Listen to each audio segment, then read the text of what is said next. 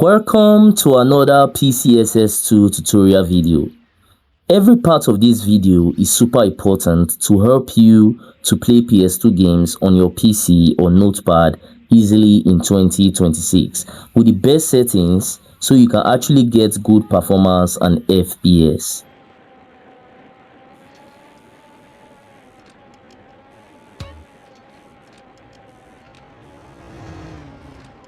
Now, the first thing you have to do is to search for PCSX2 for PC. Now, you are going to see the official website at the top. So simply go to the official website. Once on the website, you can either go to the download section or you can just click on latest stable to get the stable versions. So once you click on it, it's going to ask you which device you are using. So for me, I need it for my Windows device. So you can also download for any of your device. So I'm going to be downloading the installer. Alright, it is done installing. You can see me in the download section right now. So let's begin the installation process. So there are actually two different types of installation. There is standard and there is portable. I will actually advise you guys to go for standard installation. So click on next. Then click on install. Please make sure to stay focused in this video because if you actually make any mistake, it's not going to work. So just make sure you stay focused. Now, click on finish and it's going to launch the emulator. Now, the first thing it's going to ask you for is your language. So simply input any language that you prefer. Click on next. Now, it's going to ask you for a BIOS file, specifically a PS2 BIOS file. So I'm going to open my file manager and locate my BIOS file. So what I'm going to do, I'm going to copy my BIOS file. Then I will go to the PCSX2 folder. So that's going to be in the document section. So you can see mine is in the document section.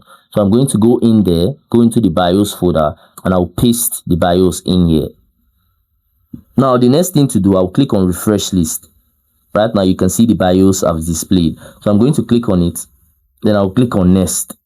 Now we have to show the emulator where we are keeping all our game files. Now your game files need to be ISO files, not zip files, because zip files is not going to work. So I'm going to click on add and I'll show it where I'm keeping all my PS2 game files. Then I'll click select folder. Yes, next. Now you have to set up your controller. I'm going to show you how to do this pretty soon. So let's just finish with this setup first. So I'll click on next, finish.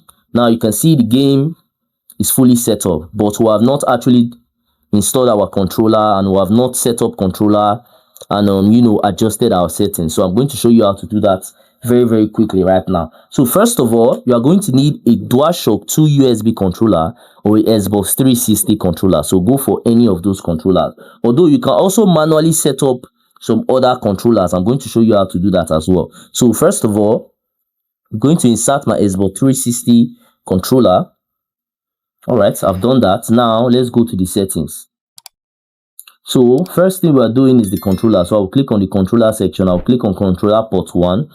So normally sometimes it's going to be like this, not connected. So click on the drop down menu, select DualShock 2, and then once you've done that, if you are using a controller that is not Xbox 360 or those kind of controller, you can just clear the mapping. Once you clear the mapping, everything is going to be empty. Then you start clicking on each and every one of them, and then any button, like if it's L2, you click on L2 on your controller. If you click on arrow 2, also click on arrow 2 on your controller. Just like that, you fill in the gaps. Once you are done filling in the gaps, just click on close and you are done with that. But if you are using a Xbox 360 controller, you don't have to waste your time doing all that. So all you have to do is just click on this automatic mapping.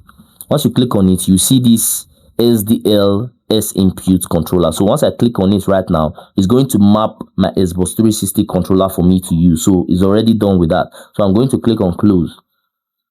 So now let's work on our settings. So click on settings, our graphics, go to the graphics section.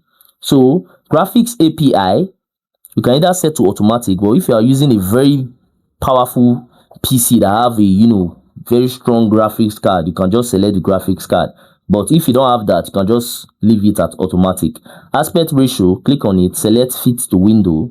Then Let me check if there's any other thing you need to do here. Okay, apply widescreen patches. Make sure you turn this on. Very, very important. Then go to the rendering section. You see this internal resolution.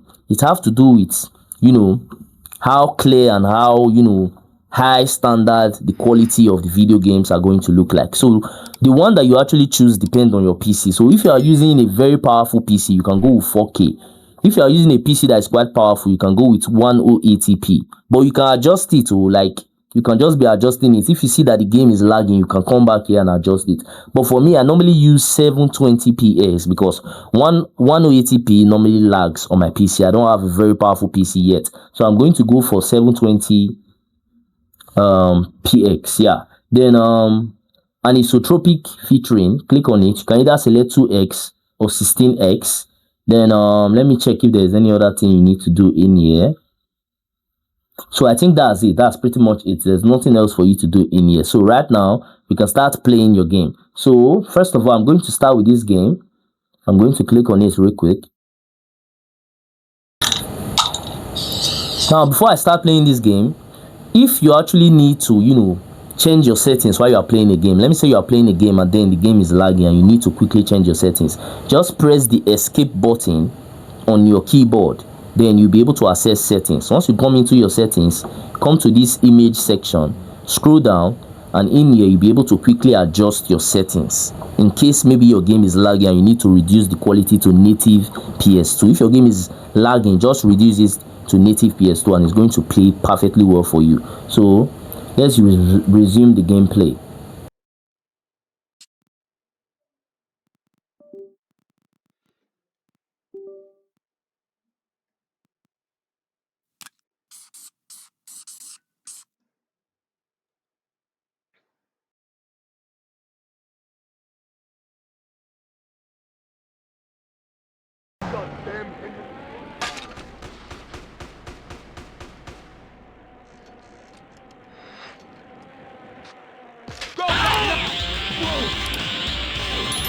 You're not getting away with that! Whoa! Over here! Lastly, if you found any value from this video, then do consider smashing that subscribe button to help me on my YouTube growth journey, because I've been trying to get to 5,000 subscribers for a while now and it have actually been taking me forever just to get there. But I know that with your help, through smashing that button, I can actually get there super fast and super easy. Also, by now I think you might be seeing some of my similar videos or some of my playlists on your screen. So if you have some free time, you can go ahead and also watch that to learn more from my channel, because we learn every day. And that's it for that. I'm going to see you guys on my next video.